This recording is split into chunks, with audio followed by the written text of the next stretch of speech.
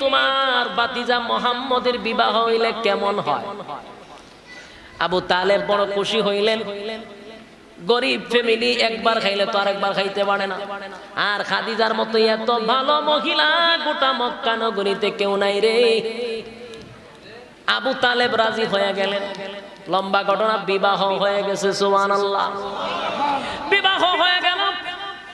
কিন্তু আল্লাহর পয়গম্বর মাঝে মধ্যে একটু গম্ভীর ভাবে থাকতেন। উনি আটকা হঠাৎ করে দেখতে দেখা যায় উনি গম্ভীর, কথাবার্তা বলতেন না। খাদিজা মনে করছে যে আমি তো বৃদ্ধ হয়ে যাচ্ছি, আমার বয়স 45, মুহাম্মদের বয়স 25, মনে হয় মুহাম্মদ আমারে পাইয়া খুশি হয় নাই। খাদিজা চিন্তা করে গেল। মাঝে মধ্যে গিয়া বলতেন যে মুহাম্মদ তুমি কি আমার প্রতি নারাজ? আমারে পাইয়া কি তুমি সন্তুষ্ট হও নাই? আল্লাহর নবী বলেন, খাদিজা আপনারে পেয়ে আমি এত খুশি হয়েছি, আপনারে পাই আমি অনেক খুশি, আপনার প্রতি আমি নারাজ না। তাহলে আপনি কেন গো মাঝে মধ্যে গম্ভীর থাকেন বুঝলাম না।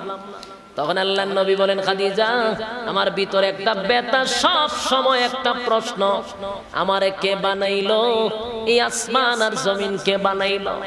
আমারে কেন দুনিয়াতে পাঠাইলো?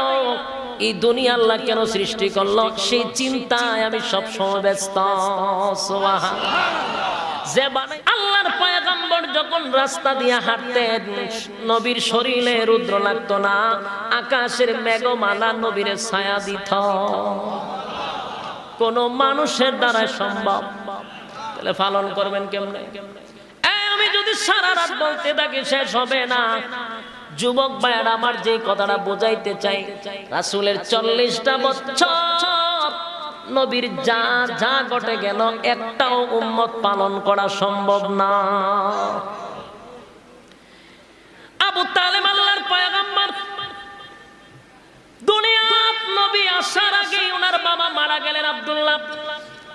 দুনিয়ার 6 বছরের মাথায় আমেনাও মারা গেলেন। নবীর মতো এতিম আর কেউ ছিল না।